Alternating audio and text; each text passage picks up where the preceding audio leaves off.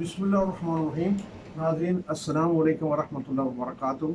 मैं हूँ राना साबिर अली, आप देख रहे हैं आम आदमी न्यूज़ पाकिस्तान।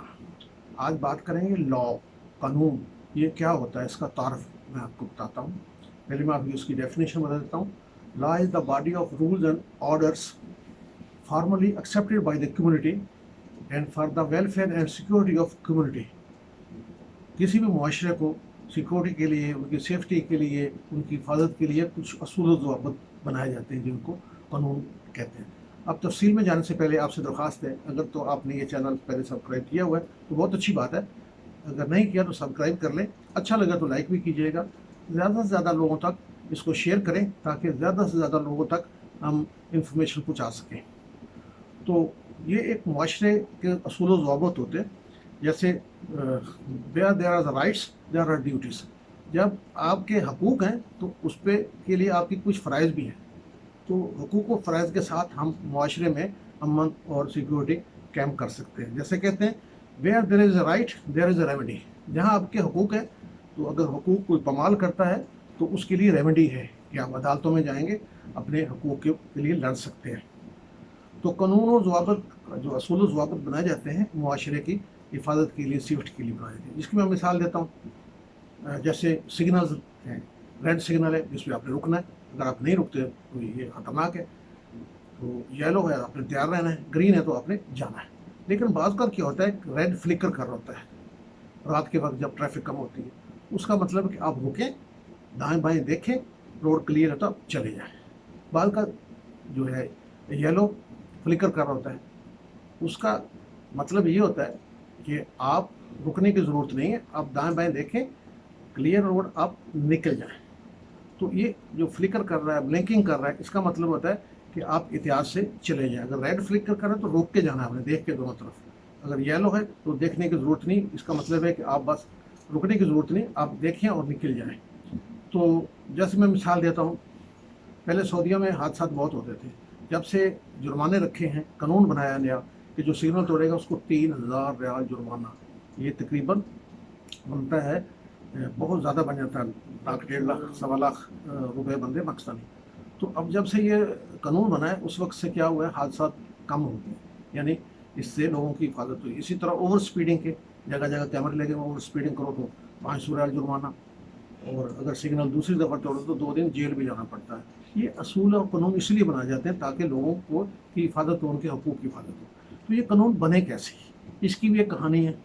पुराने दौर में एक रियासत थी, उस रियासत में जो उसका बादशाह था, उसने देखा कि 3 लोग ऐसे हैं कि जो अजीब काम करते हैं। एक रात को सोता है, सोने में चलता है, लोगों के घरों में घुस जाता है, और जो एक है वो क्या करता है, लोगों के जाके सब्जियां, फ्रूट वगैरह बगैर पूछे जाके खा लेता है।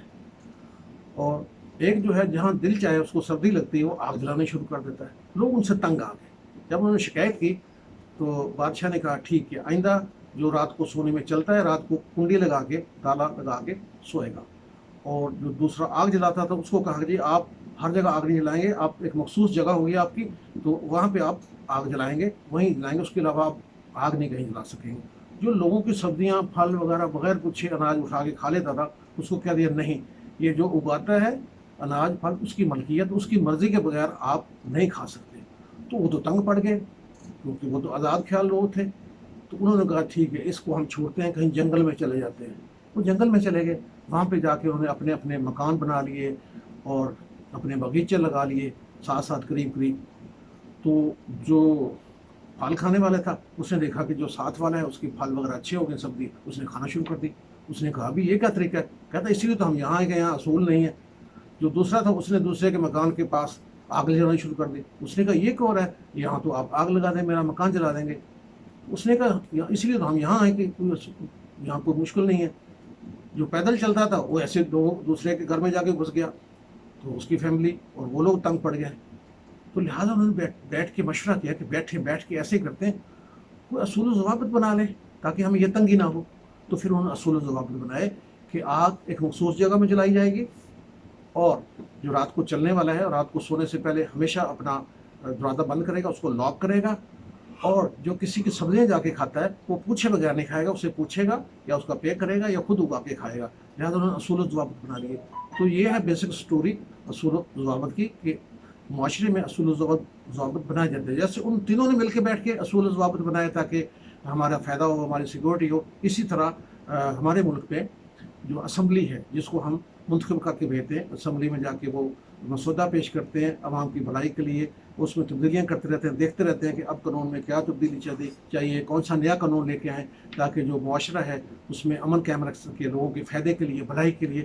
تو اس قانون پہ بحث ہوتی ہے, اس کے بعد اس پہ ووٹنگ ہوتی ہے, مشورے کے ساتھ وہ قانون پاس ہوتا ہے, سینٹ میں جاتا ہے, سینٹ پاس کرتی ہے تو صدر پاکستان جب اس پہ دستخط کر دیتا ہے تو وہ قانون بن جاتا ہے. قانون مطلب اصول و ضوابط جس پہ عمل کرتے ہوئے ہم ایک دوسرے کے حقوق و فرائض کا خیال رکھ سکتے ہیں اور ملک میں ریاست میں امن قائم رکھ سکتے ہیں. تو یہ تھا ایک تھوڑا سا تعارف قانون کیا ہے. تو امید ہے اس سے آپ کو کچھ نہ کچھ آئیڈیا ہو گیا ہوگا. السلام علیکم ورحمۃ اللہ وبرکاتہ.